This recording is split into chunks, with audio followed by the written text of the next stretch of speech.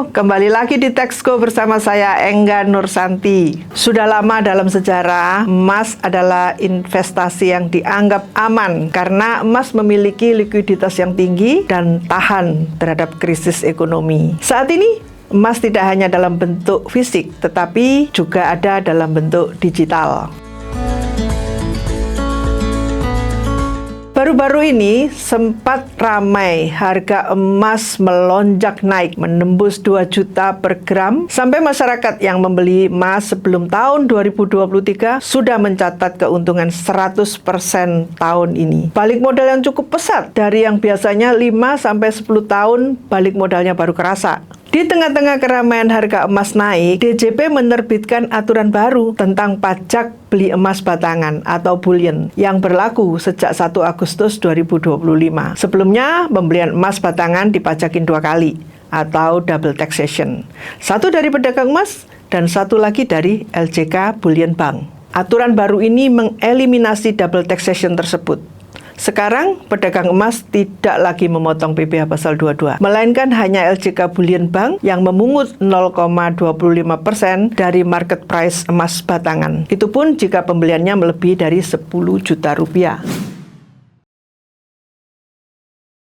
Nah, sebelum membahas tentang PPh pasal 22 emas batangan, sebaiknya kita tahu dulu apa itu LJK atau Lembaga Jasa Keuangan Bullion Bank. LJK Bullion Bank adalah lembaga keuangan yang mengelola serta memperdagangkan emas sebagai salah satu bentuk aset finansial. Dalam bentuk apa? Simpanan emas, pembiayaan emas, perdagangan emas, penitipan emas, dan kegiatan lainnya yang diatur oleh OJK atau Otoritas Jasa Keuangan.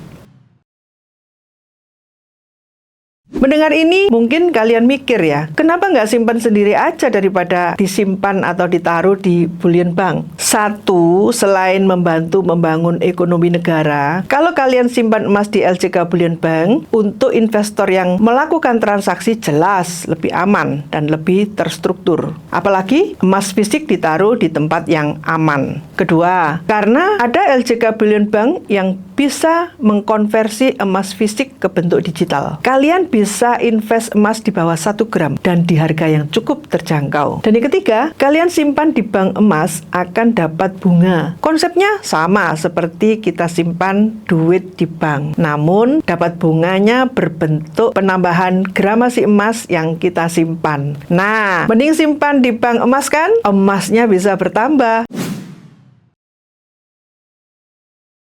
Kembali ke aturan baru PPh pasal 22. Jadi, aturan baru ini membuat sistem perpajakan emas jadi lebih adil. Jika bicara mengenai tarifnya sendiri, pajak emas batangan sekarang ditetapkan sebesar 0,25% dari harga beli emas batangan, belum termasuk PPN. Dan ini berlaku untuk emas lokal maupun emas impor. Namun, ada pihak-pihak yang dikecualikan dari pemungutan pajak PPh pasal 22 ini oleh pengusaha yang menjual emas batangan. Siapa itu? Yang pertama adalah konsumen akhir. Yang kedua, wajib pajak yang dikenai PPh final, yaitu mereka yang memiliki peredaran bruto tertentu dan telah menyerahkan fotokopi surat keterangan yang telah dikonfirmasi oleh Direktorat Jenderal Pajak. Yang ketiga, wajib pajak yang memiliki surat keterangan bebas pemungutan PPh pasal 22. Yang keempat, Bank Indonesia. Yang kelima, melalui pasar fisik emas digital sebagaimana diatur di dalam ketentuan peraturan perundang-undangan yang mengatur mengenai perdagangan berjangka komoditi. Yang keenam adalah lembaga jasa keuangan penyelenggara kegiatan usaha jasa bullion yang telah memperoleh izin dari Otoritas Jasa Keuangan atau OJK.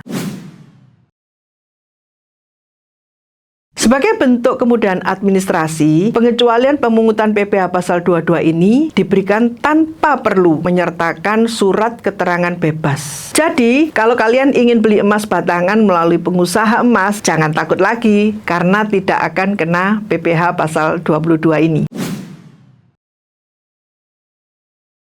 Kembali ke LJK Bullion Bank dan PPh pasal 22 atas emas batangan. Kan dibilang tadi, pengusaha yang menjual emas batangan kepada Bullion Bank tidak wajib memungut PPh pasal 22. Nah, pemungutan PPh pasal 22 sebesar 0,25% yang memotong adalah LJK Bullion dari harga pembelian pada saat LJK Bullion itu membeli emas batangan dengan nilai di atas 10 juta. Misalnya nih, jika LJK Bullion beli emas batangan seharga 200 juta, maka hitungannya adalah 0,25% dikali 200 juta. Berarti pajak yang dibayar hanya 500.000. Nah, pajak yang dipotong sebesar 500.000 ini adalah kredit pajak buat pengusaha yang menjual emas batangan kepada Bullion Bank tersebut. Jika emas yang dibeli oleh Bullion Bank kurang dari 10 juta, sesuai aturan tidak akan dikenakan pemotongan pajak.